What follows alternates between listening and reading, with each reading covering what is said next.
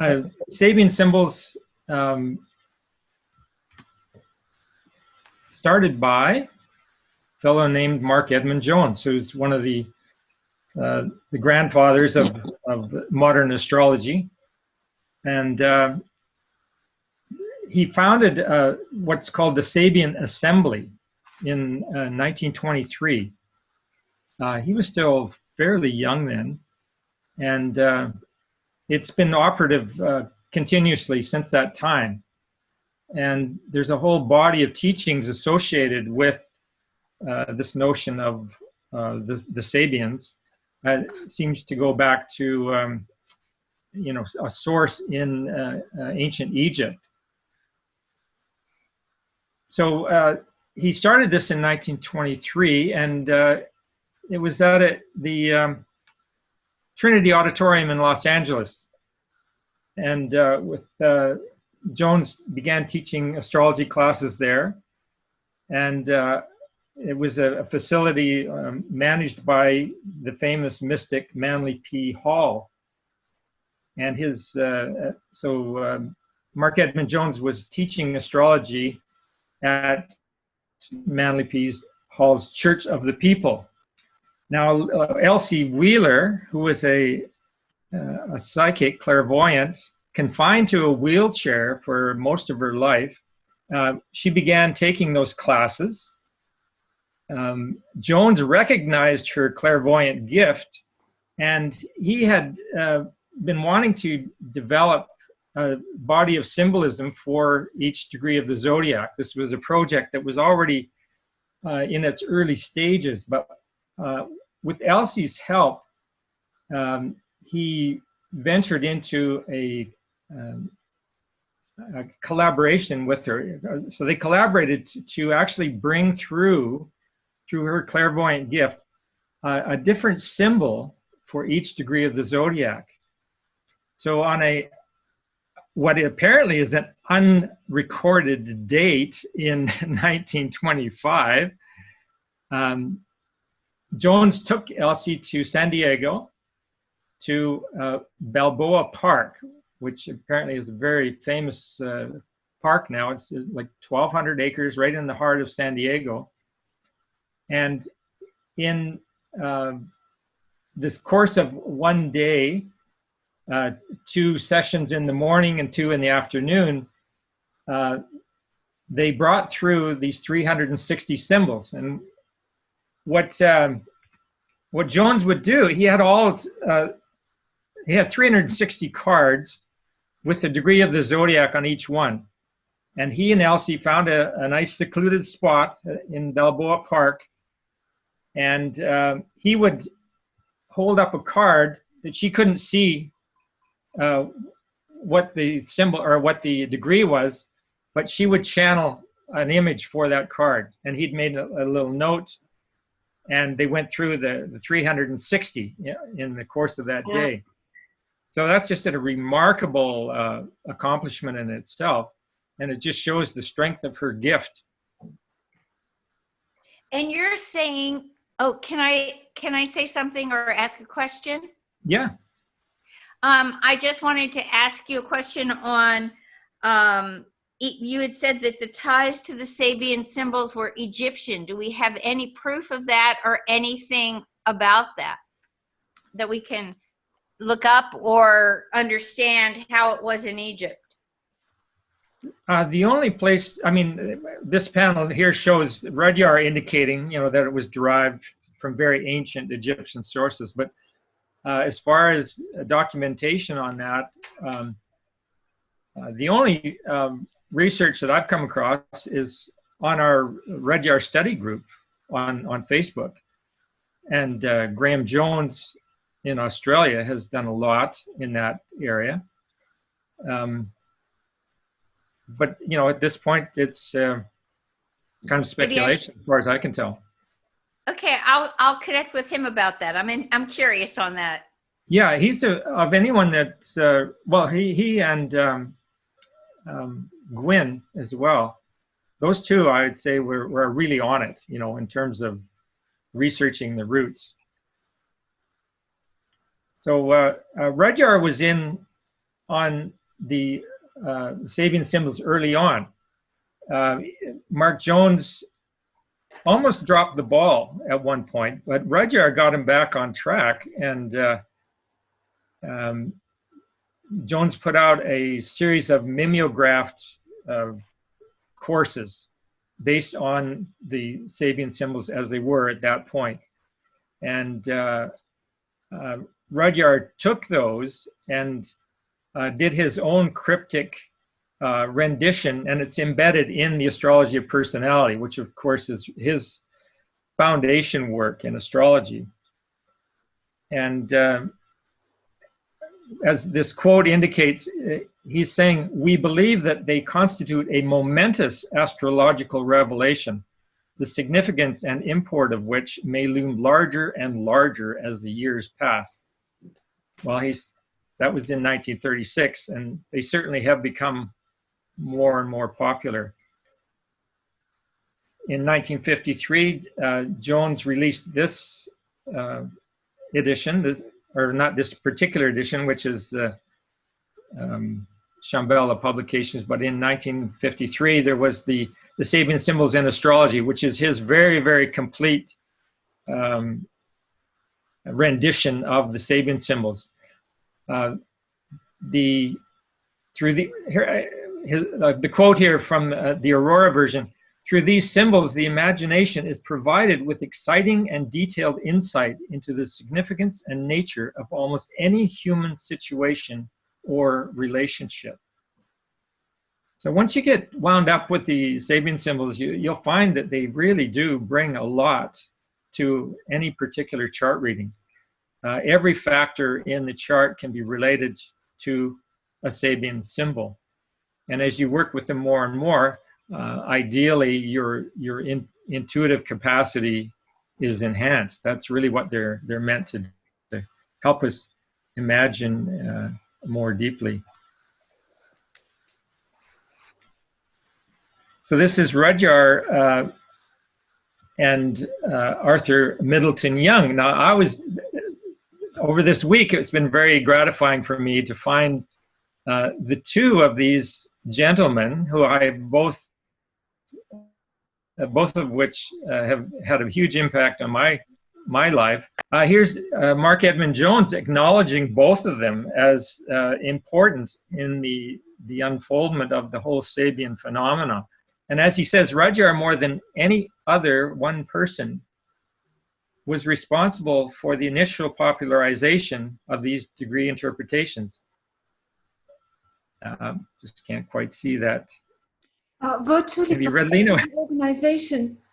Would you like me to read it? Yes, please. Thank you. Okay. So yeah, it's Dwayne Rourke, more than any other one person, was responsible for the initial popularization of these degree interpretations, virtually compelling the organization of the project on a scale sufficient to make publication possible. The primary attention to the writing and the continual revision and checking during the past 26 months was again the result of the interest of a single individual, Arthur Middleton Young, who called the vision of the volume to be and helped overcome the myriad obstacles arising one after another at the beginning of actual work on the text. Thank you. So Arthur Young, some of you might know, but he got the first commercial helicopter off the ground, and just an incredible inventor. And that was in 1946. So we're right, there's the World War, there's the atomic bomb. All of this impacted him deeply, as especially the philosophical and mystical side of him.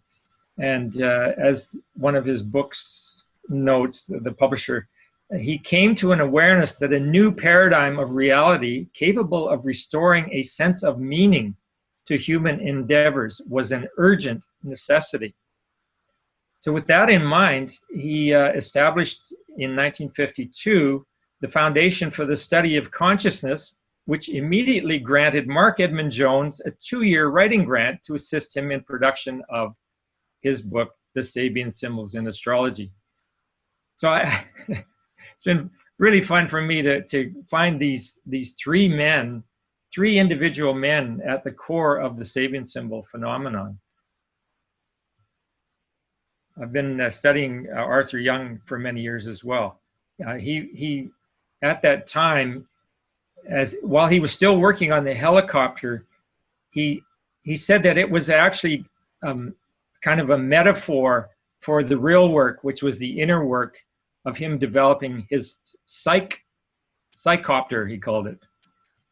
And it was all about consciousness and how to navigate into new areas. Now he then went from physics into metaphysics. That was his journey, and he's written a wonderful journal about that. And he's an expanded version of that, which I only discovered in the last year, is quite a large book that documents his personal exploration of his own astrology. He went back into his life and really traced the whole journey, and astrologically. And as a scientist at the time, he didn't make that very obvious. He wasn't, astrology was completely denied by the prevailing status quo scientific community. So he didn't really bother even letting them know what he was up to. But in private and posthumously, we get this book that is, just a tome of his personal exploration. He really felt that you could explore the universe at large by having an ephemeris and your own natal birth chart. And then throw the Sabian symbols in there and you've really got something. So this was 19, and I can't see that. I can't seem to get my cursor to work here. Whoops, I'm sorry. So in 1974, Rudyard released his version of the Sabian symbols. And this, to me, you'll see in the bottom right-hand corner, this is the only book that I've ever seen this particular, what's the name for it? It's Rudyard's initials, but it's like, to me, this is the book that brings all of Dane Rudyard into one place. There's the astrologer, there's the philosopher, the metaphysician, the mystic. This particular book, and I remember I got it hot off the press. It was just an amazing energy that came with it, and it really persists as one of the most significant sources for astrological wisdom.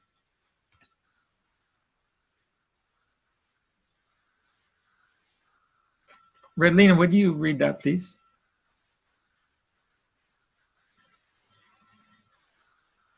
Oh, we can't hear you.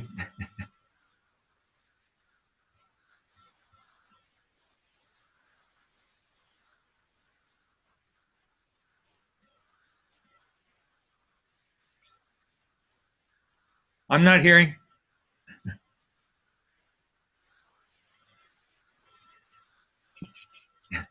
You have to unmute your, you found it, you have it. Well, the first time I decided to mute myself as well because I didn't want to cause noise, as I've got like a fan here next to me, and I forgot. All right, so this is not a book for cursory reading, no more than is Richard, how is it pronounced? Richard? Wilhelm. Wilhelm's translation of the text and commentaries of the I Ching. The material in it is to be used to serve as a catalyst to deepen thinking about individual experiences and their essential meaning. It is a book about meaning, and a life without meaning is hardly worth living. The worth of an individual indeed depends upon the meaning and the structural archetypal character with which he endows all his acts, and as well his feelings and his thoughts, says Rudyr. Thank you. So it was marketed as a contemporary I Ching, and I don't know if some of you or most of you are maybe familiar with the I Ching. This 1950 version, the Wilhelm Baines version, was pretty much the landmark arrival of the I Ching in the West. It became very, very popular. And for Rudyard to put out the astrological mandala, his version of the Sabian symbols, as a contemporary I Ching, that's a pretty big leap. But I think he's pretty much substantiated that. The astrological mandala persists and is growing and growing. It's interesting for me because although I never related astrology and the I Ching for 10 years in my life, I threw the I Ching every day just to see. And I had it all memorized. Wow, good for you. Well, I'm just saying I never had thought of it, and the astrology of the Sabian symbols like that together. Thank you. Welcome.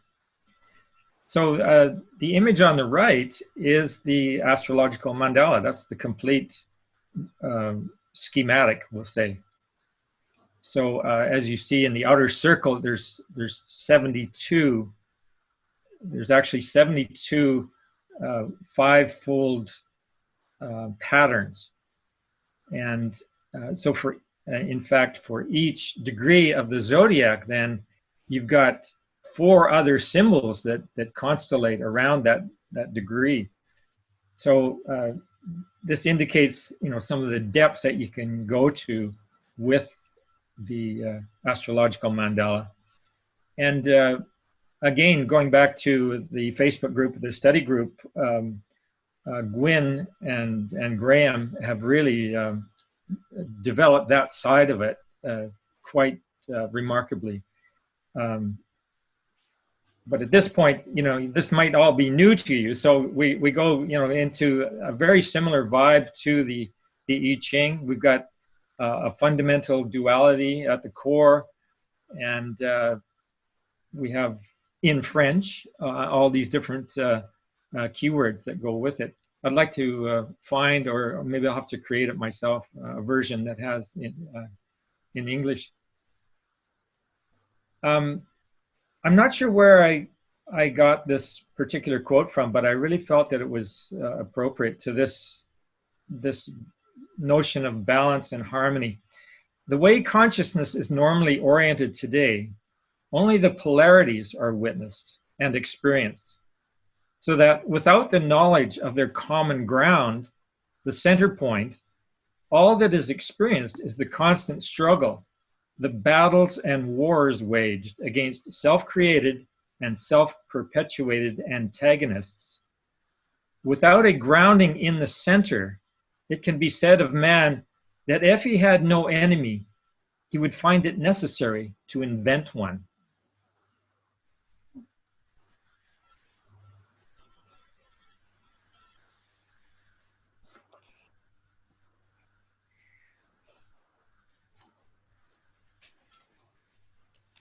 Redlina, please. Yes, the whole series of 360 phases is structured in a manner quite clear to anyone able to consider it in the light of a holistic, if not ionic, or is it ionic or ionic consciousness. We are dealing here with a significant process of gradual and purposeful transformation. The symbols enable us to get a new perspective on the interrelated phases of this vast process of existence, the keynote of which is indeed transformation. Thank you.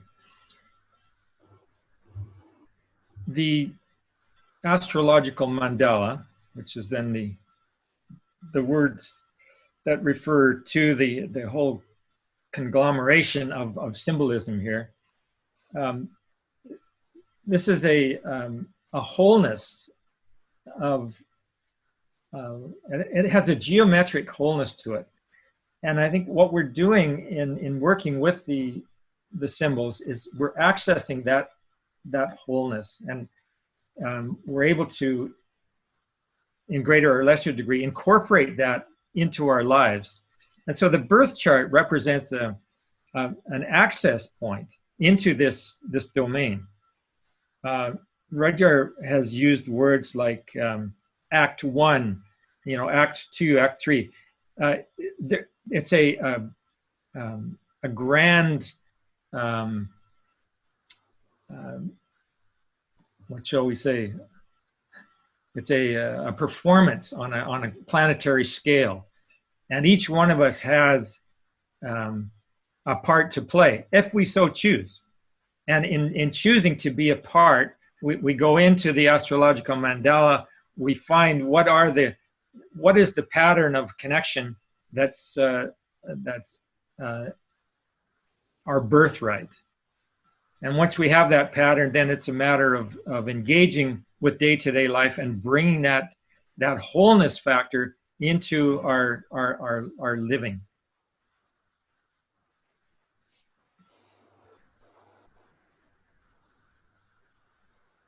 Another Rudyard quote: "The essential purpose of astrology is not so much to tell us what we will meet on our road, as it is to suggest how to meet it, and the basic reason for the meeting. Which quality in us, which type of strength is needed to go through any specific phase of our total unfoldment as an individual person."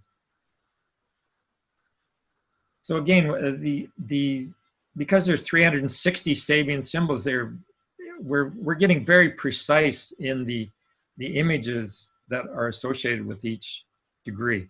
There, rather than being generally Sagittarius, we've got 30 different symbols that make up the span of Sagittarius. So it's a much more precise kind of orientation to chart reading than just using the zodiac as your reference.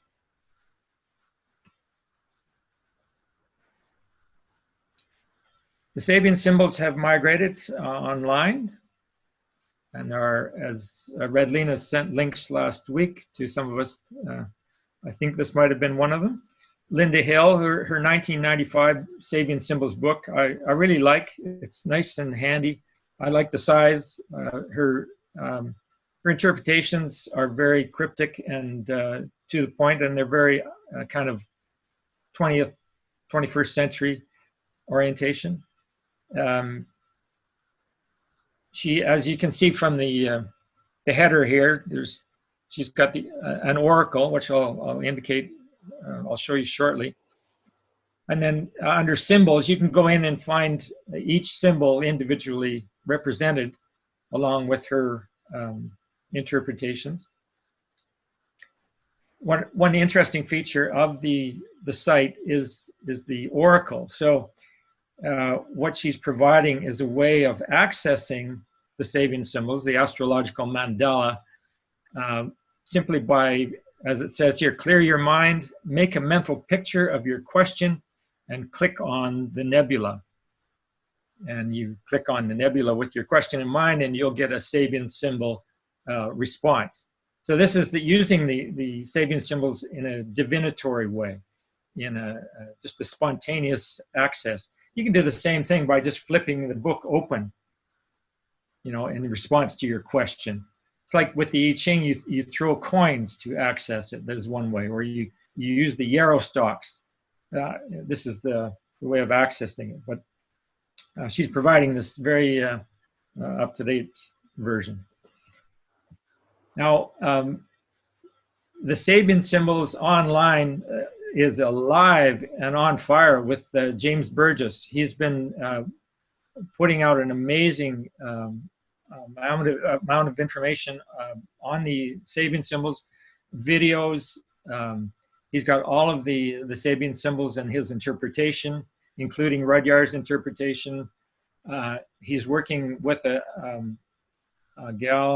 Japanese gal, I believe, and her imagery. It's very robust, and it's highly worth checking out. And I'll be posting in the chat, I'll post links to make sure you've got those easily available. As James says, each of the 360 symbols and explanations can be seen as a life mystery. Each of us will have our own personal take on it, and this can be as valid as any attempt the author himself makes to give objective meaning. It all depends on how capable you are at opening the subtle, intuitive aspect of mind to unveil the mystery. So once again, it's all about cultivating our intuitive capacity. So here's his site. A very novel feature is that you can go in, click on the Sabian symbols, the Sabian calculator there, as it says, and that will take you to an entry panel. Enter your birth data, and it is important to have the time specific in order to get the greatest accuracy.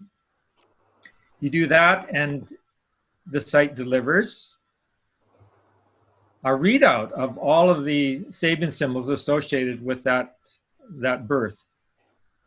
And then you can go back into his site, and this is a sample page from the site for the one particular degree, Aquarius 15 degrees. You can then go through all of the symbols, and he'll deliver something similar with images by his associate. So I mentioned earlier that the study group is where I'm finding the most engagement with others and the Sabian symbols. Can simply, anybody can join. In that group, that's where I've met Lauren. And Lauren took the printout of her own Sabian symbols and did a wonderful storytelling of her life using that as the basis. So I'd like to invite her commentary at this point, and I'll sign off on the completion.